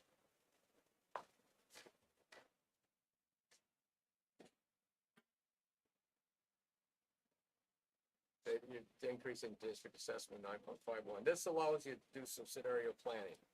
That didn't impact that. No, it didn't. It should have impacted both those numbers, and it didn't. No, it shouldn't have. Should only change one. I think. You know, obviously, there's lots of time between now and the 17th. So Lori and I will take all of these pieces and we will do a new revenue sheet. Right. The other thing, just keep in mind that this is the first year we'll be able to retain fund balance. And that's important because you know, Another reason for putting that up there. right, exactly. Another So, reason for putting it in there. I think it's important that when you look at these figures, that look at the tax bill. And I think it's important for people to realize the revenue and the reduction in revenue and what now the assessment's going to be. So what district assessment's going to look like is 10.85 as Yep. it's right now. So, no, No. If we only return $250,000. correct, correct. I think everybody should recognize the 10.85%, well, not saleable. right, I really. We shouldn't have brought it up. Yeah, so We should not Lori brought it and I up. really need to go back with all, no, we need to go back because neither Lori or I right now are, like, we need to go back in the spreadsheet and because neither one of us are comfortable with these numbers the way they are around the revenues, which is what the revenue sheet, which is what you need to see in order to really understand what the district assessment will be. Let me So, explain what it's doing. I honestly, No, I want to explain it one more but I'm not, I have to tell you, Jim, at 10 of 10, after, I'm not going to get there tonight. And I'm not because you can't explain it, just because it's now a 15-hour day. So I'm happy to have the conversation and go through the numbers. I just want to make sure. Anybody else who might be able to absorb this then, the district assessment this year was not, the tax bill was not based on the 39.831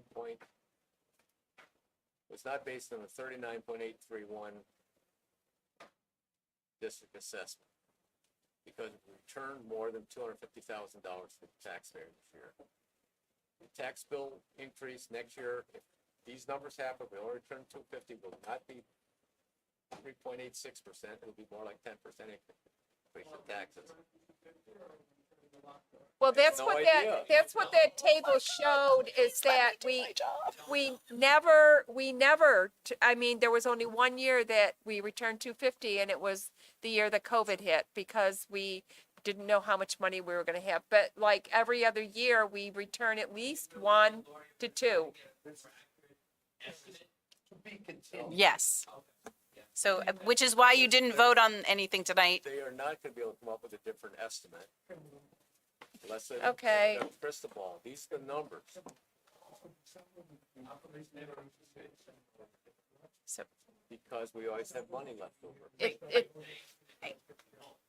Well, N- the other, no. yes, let me explain one more thing. The other reason Yes. putting this in there is that, like Kimberly reminded me, we do have the option of retaining money 2%. that we didn't have last year. So it might not be $1 million or $2 million. We might decide to retain and only return $250,000. Okay, that's, again, we're not voting on the budget tonight, but we did make some decisions tonight. They're not irrevocable. We might have to change them, but right now we can let the budget go. And we'll wait to have like the completed budget for next week or sometime in between, so we can take a closer look at it, with these numbers in it. So the next thing we have to do is we have to vote on the strategic plan. I move the adoption of the strategic plan and present it to us, Thank you. pages 12 to. Thank you. Thank you. Moved by Steve, seconded by Alan. Kimberly, Can you please change the dates to 2023 to 2028, or at least consider doing that? so we're changing the dates to 2023 to 2028. Can I see a show of hands? All in favor?